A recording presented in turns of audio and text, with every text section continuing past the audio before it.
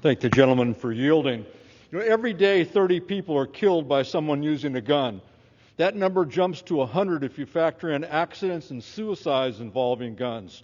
The steady stream of gun violence devastates families, communities, and schools.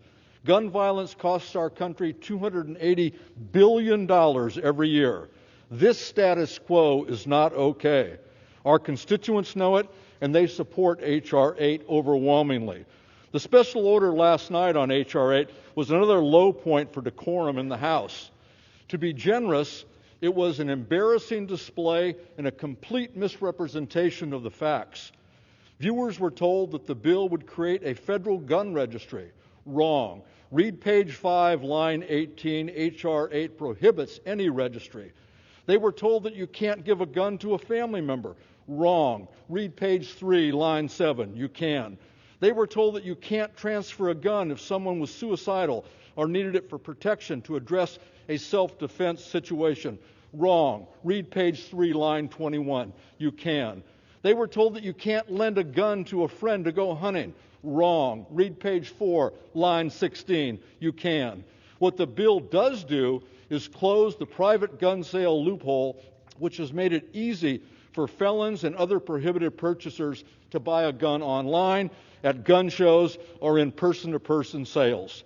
We know universal background checks work. Every day they stop some 160 felons and some 50 domestic abusers from buying a gun. Every day.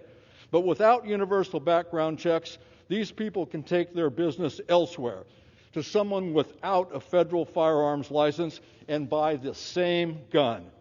I've personally filled out the 4473 form required to buy a gun from a licensed dealer. I've done it many times. It's something that every responsible gun owner should be able to live with.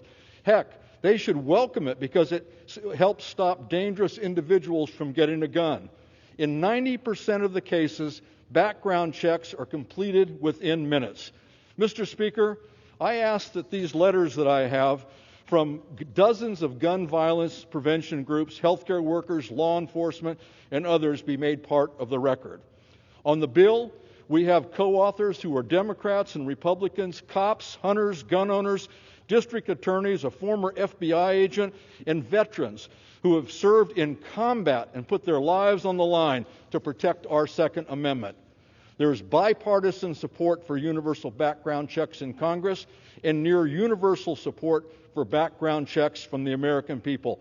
I urge my colleagues to vote yes on H.R. 8.